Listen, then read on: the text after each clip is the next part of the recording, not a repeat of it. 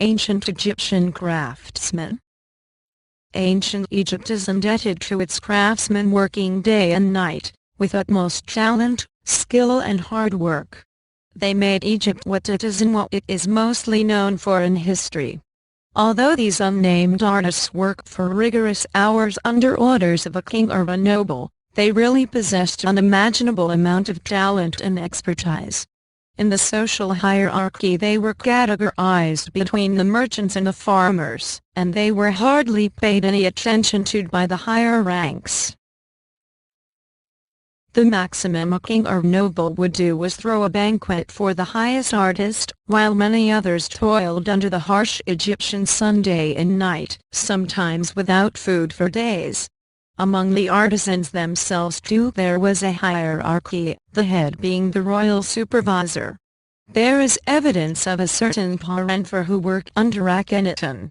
An artist would generally work in stone, clay, wooden fiber, bone, ivory etc. They also worked in metals like tin, copper, gold, bronze and iron.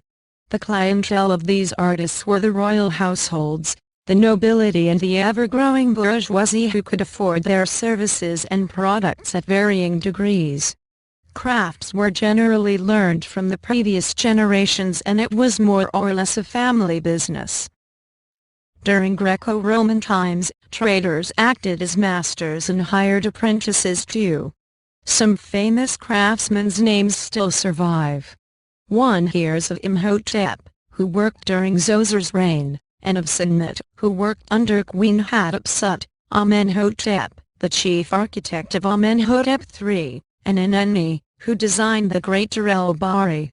But unfortunately many others whose combined effort gave rise to these imposing immortal structures, remain anonymous for posterity. Craftsmen were not allowed to sign their work because many people worked in the same project. The craftsmen were appreciated but not much respected.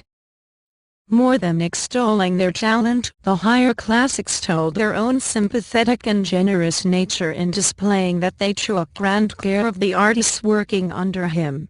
Religion and faith in something higher than this world was the prime motivating factor driving arts and crafts in ancient Egypt.